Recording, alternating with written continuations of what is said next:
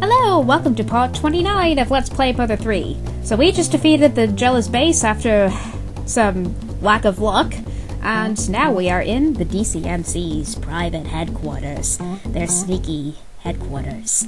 Okay, that was just silly. What took you so long? Anyways, I just finished explaining everything to the band members. You tell them, Raiha. Okay, hi Lucky, are you Duster? Tonta casa. Who are you? He's the one I was talking about just now, Duster. You two know each other. Duster? Who's that? It's true that I don't even remember my real name, but I've lived my life as Lucky for years now. And I can't really imagine myself having a silly name such as Duster. That is a really silly name, don't you think? Alright, Lucky. I hate to ask, but could you tell him everything you remember too? Although I do have to admit my afro could be a duster, I guess. I can use my afro to dust things off, right? Alright. I can definitely tell that something very important is taking place here. Well, at least you know that much. I had absolutely no memory whatsoever from before I came to Club Tiddyboo. I had no idea who I was, where I came from, or where I was going. But for some reason I was clutching a strange egg with great care. I didn't know where I was going, yet I continued to walk desperately. And I took care not to break the egg either. All I knew was that the egg was really important for some reason. I can't for the life of me remember what it was. I knew I absolutely had to keep it safe, so I looked for a place to hide it. I'm almost making Duster sound like I'm a gypsy, what the hell. And then, after walking and walking, I buried the egg inside a big dirt clod in a valley. Oh, that's what a clod is. I remember back in chapter 1 I think Lighter said, don't treat me like some injured clod. So that's what a clod is. I buried the egg inside a big dirt clod in the valley where I knew no one would ever find it. But how can a clod be injured? I mean, it's just a pile of something, right? How can it be injured? That's just weird. This game is weird in general. I still know where it is. I haven't forgotten. Well, your memory is a lot better than Wes's, I can tell you that much. You go up a giant cliff near a waterfall, and I totally mix my words up just like Mr. Saturn and Wes do. Oh, it's near that tower thing. I see how it is. Unknown Valley! That's it, Duster! The egg we all worked so hard to protect is there! Let's go there right now! I'm making Raiha sound like a mouse. But am I really Duster? If I have this Duster present, that means I'll have to leave the band, right? Duster or Lucky. One of them will cease to exist after today, right? You mean tonight? If it turns out I'm Duster, what happens to the DCMC? But if I continue to live as Lucky, then what was that egg thing all about? What should I do? I just can't decide. Of course you can't. All I can do is ask Destiny. Yes, pray, and people from 9 areas of the world will assist you, and that evil entity will be destroyed. That was totally an Earthbound reference. If Destiny decides it, I'll say goodbye to you with a smile on my face. Oh really? Even though you'll be missing a bass player from then on? Although I suppose you could just call the jealous bass and you could probably convince him to join the band, although he probably won't be a very friendly member after that. Destiny, huh? Yeah, let's ask Destiny. And see that bass in the back? That's probably the bass that replaced the jealous bass. The same thing we've always done whenever we weren't sure what to do. And this, I believe, is a very boring part of the chapter. Stone sheet clippers, huh? Which is basically rock, paper, scissors. They're just giving it a lame name for something that is already lame. That is, yeah. Although that rock, paper, scissors thing is the whole basis behind the starter types in the Pokemon games. Like, water beats fire, fire beats grass, grass beats water. It's totally like that. If he beats all 5 of us in a row, you'll go. But if he loses even once, you'll stay on the DCMC and keep on playing the bass. How does that sound? Yeah, I'll play the bass.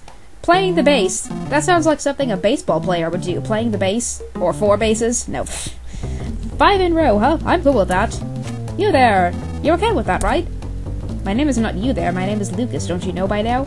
Okay, finally, you don't. I mean, Wes never told us about the band. He didn't even know anything about a band when he told me everything, right? Okay, well, we're ready to begin when you are. You can start with any one of us. Okay. Now, the cool thing about these rock, paper, scissors games, or stone sheet clippers games, I should probably say, is that even if you lose, if you lose it, they'll say that something was messed up and you'll get a chance to try again. So I'm probably just gonna keep picking stuff at random. Although there is a strategy to figure things out. For example, Magic will say, I always wind up tying whenever I play Stone Sheep Clippers with Shimmy. Okay, not yet. Okay, so Magic ties with Shimmy. Shimmy always starts with Stone. Okay, so that means Magic will pick Stone as well. Okay. So Shimmy always starts with Stone, Bacchio is unknown. Everyone always does a specific first move when playing this game. Bacchio loses to Magic, which probably means he picks Clippers. Okay, so Shimmy and Magic will probably pick Stone, and Bacchio will probably pick Clippers. With that in mind, let's play against him and always say Stone. Stone! Yay! I was right. And those two will pick Stone, so I'll pick Clippers for each one. I mean, not Clippers, a sheet for each one of those. Haha! I win. You lose with pizzazz. You are so fancy. You go down in a beautiful burst of flames like a phoenix. Ha ha ha ha ha. Alright. Lucky, what do you say? Whenever you, Magic, and the band leader play Stone Sheep Clippers, we'd always wind up in a tie. That means you play Stone as well. Okay. Let's see, what does this guy say? Whenever Magic and Bacchio Magic and Bacchio play Stone Sheep Clippers, we always end in a tie. How can that be? Because Bacchio plays Clippers. Okay, fine. Okay, your memory is faulty, because Lucky, I think, will play Clippers first. So I can pick Stone. Yep, see? See, he has a faulty memory. His memory is just as faulty as Wes's is. I guess that just runs in the family or something. Yeah, let's go. If I win this, Lucky will stay in the DCMC. If you win, Lucky will go with you. Okay. I really don't remember what to pick here, but hopefully I'll pick something right. Let's see. I want to trust in destiny. If it's my destiny to go, then I'm sure that he'll win. What a lame way to decide this thing here. We should seriously have a battle tournament or something in order to decide this, but we are peaceful. We don't want to start wars or anything, so we'll decide this via this dumb game, where you win no matter what anyway. Because it is totally in Duster's destiny to help out Lucas, right? He's not going to stay in some lousy band, although I have to admit I like the DCMC a lot. Much better than the Runaway 5 and Earthbound, at least. Do Clippers, I'm going to do Sheet. Do I even trust you? Well, let's try doing what he says and see what happens. Oh! That is so awesome. It's like they recorded a voice for that specific purpose. Ready, set, go! It's awesome how you can record voices even for the Game Boy Advance, right? I see, so this is destiny. No, it isn't. It's just... practice makes perfect. It's just dumb luck. I guess Lucky probably is this Duster guy after all. Oh, don't worry about anything else after all. Okay, Mr. Orange Juice, I will do that. OJ, that totally stands for Orange Juice. I'm gonna call him Orange Juice from now on. Which means I have no reason to stay here anymore either. Yeah, because you are totally in love with Duster, and you're going to go with him wherever he goes, right? Although, yeah, I mean, in every fan-subbing thing that I've ever seen from Mother 3, it's always Kumatora with Duster. That's what it always is, pretty much. Or sometimes it's Lucas with Kumatora, but that's less frequent. What is Raiha doing? Wow. Okay, Mr. Orange Juice, what do you have to say? You are the greatest bass player ever. Oh, really? You mean Duster's actually good at something besides using thief tools? Wow. He really does have some unexpected skills. I'm gonna miss you, man.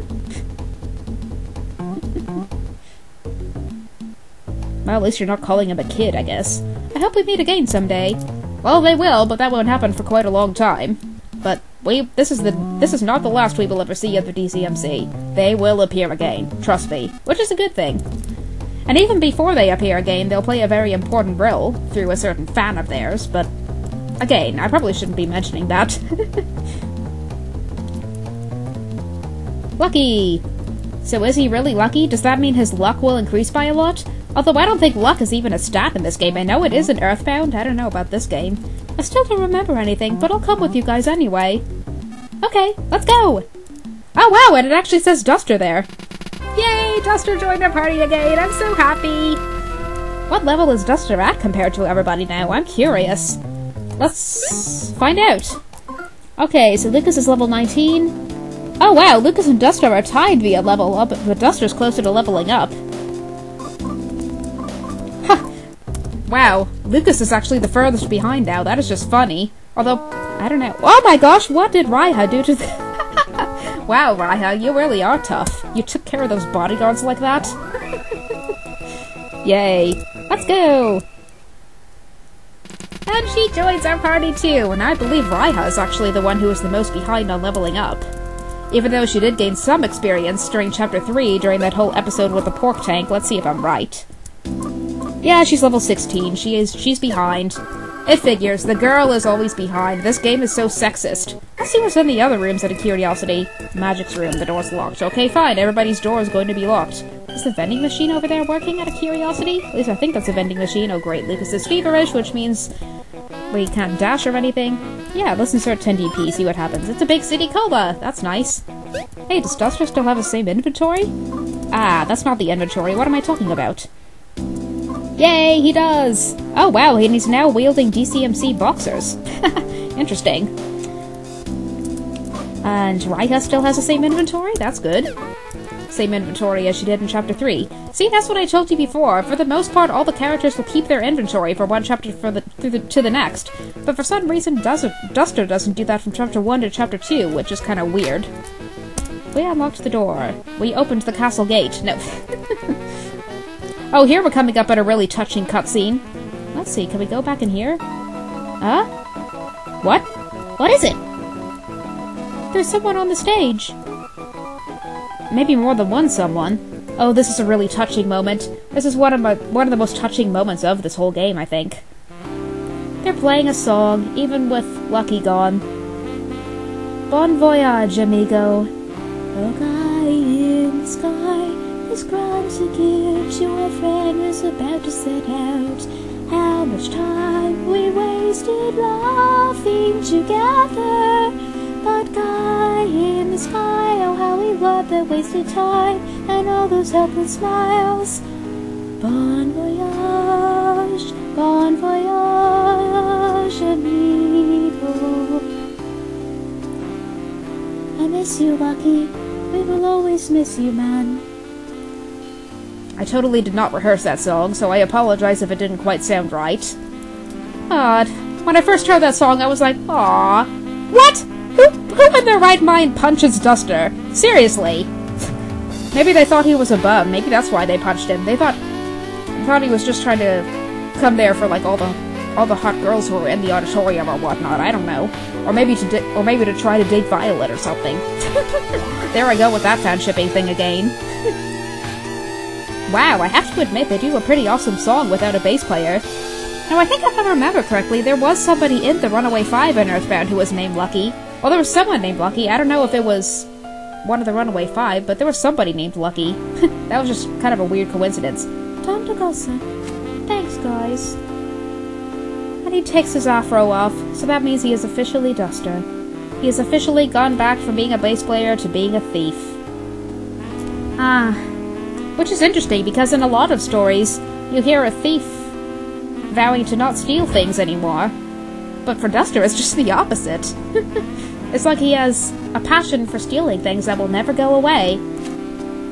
Yep, that is what I really like about him. Okay, let's go. Let's go to Unknown Valley! To the Valley of the Unknown! We are taking a grand adventure, and we are sending the carrier pigeon to West because Duster the Moor on his back is back. Yay! Oh, this is the end of Chapter 4. I didn't even realize it. Yes, let us record what has happened so far. I think this is Chapter 4, and yes it is. Well, how convenient, and we are out only 14 minutes, so you know what that means. It is time to talk about a bunch of other things. Let's see, are there any other shoutouts I do? I think there was a shoutout I was going to do, but I kind of forgot what it was. But, yeah, so this next chapter, Chapter 5, is not really one of my favorite chapters of the game, but it's just a chapter where things happen, And it is the first part of the game where all the main party members will get to be together. You see this other save file where we have Lucas, Kumatora, Duster, and Boney, those standard characters. Yes, in this chapter 5, we will basically get to have all 4 of these characters together. So that's a good time to get them all to the same level. So that's pretty neat. And I also realized before, and I think I mentioned this in one of the annotations in a certain part of chapter 4, but when I was wandering around Tasmiley Village at the beginning of chapter 4, there was actually a present in the Yano Hotel that I missed. And I think it contains a really important item. Well, maybe not a really important item, but an item that's really fun to use. So I think in chapter 5 there will be a point when I'll have to go back to Tasmiley Village. It's not the normal way. You don't really have to do that, but we do have to go back for something at the beginning of chapter 5, and when we do, we'll go back to Tasmiley and get that present. So don't worry, you will be able to find out what that present is if you don't know what it is already. So we'll be looking forward to that. So boing, what else do I have to talk about? Why don't we temporarily introduce the Mr. Saturn as a guest again, eh? I don't know how many of you actually enjoyed watching the Mr. Saturn commentary from part 27. I just thought it was fun to experiment with. I know I kind of was at a loss of what to say a lot as Mr. Saturn, because I can get some of Mr. Saturn's catchphrases, but not some of his grammar things. They're kind of hard to figure out. But in case some of you were confused during part 27, Mr. Saturn is one of these weird nose people who first appeared in Earthbound, and they appeared in a place called Saturn Valley. And they will actually make a reappearance again in this game, so don't worry. If you don't know who the Mr. Saturns are now, you will find out. And I think they appear in like chapter 7 or something, if I remember correctly. And again, I cannot remember for the life of me what that other shout-out I was going to do was. I think was it another Let's Play or something? I think... Or was it another... Oh yes, I remember what it is. And I think it was about how I originally... I'm not talking right. But anyway, another shout-out I want to do is from this YouTube user called Clan of the Grey Wolf. He did an awesome video series called Earthbound, A History. It basically tells a history of the Earthbound series, like how it came to be, its various developments. And one of the interesting things I found out from it is A, I heard about the website starman.net, which I mentioned earlier, and B, I found out that Mother 3 was originally a game that was going to come out for the Nintendo 64. So yes, this game was originally going to be in 3D. Now how cool is that? And Starman.net actually has a section of the website dedicated to that game, which was originally going to be called Earthbound 64 in the US. But sadly, that game never got released in the US. It never even got released in Japan, because the developers of that game were not really good at making a 3D game. So that project really got shelved for a while, and then later, fortunately, it came out for the GBA, and this is why we have Mother 3 now. But the original Japanese title of Earthbound 64 was going to be Mother 3 anyway, and a lot of the characters were actually the same. Like, Lucas was still the main character, and Boney was there, although he looked way different. Flint was there, and I actually think Flint looked a lot cooler in Earthbound 64. Like, he has this long coat, and he doesn't really look like a cowboy so much, but I think that's just a better look for him. As a cowboy, he looks more like Woody from Toy Story. He seriously does. He has the same color shirt and everything. That's just kind of funny, but I think we're almost at the 20-minute mark anyway, so I hope you enjoyed my little talk, and stay tuned for part 30 of Let's Play Mother 3, which will be the start of chapter 5! Yay! Tonda Gosa, everybody! Out!